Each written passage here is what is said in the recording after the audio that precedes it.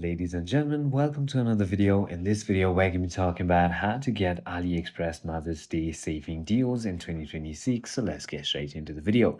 So if it is Mother's Day, then you want to simply go ahead and swipe around here to go ahead and find the Mother's Day tab. As you can see, currently I'm on Choice Day.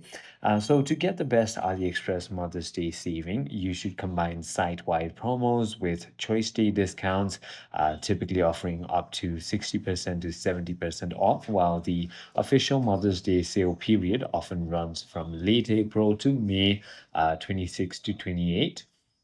So additional savings remain active through May for late shoppers. So you can simply go ahead and apply the codes at checkout to stack savings on top of existing sale prices. So $3 off on 20 and so on.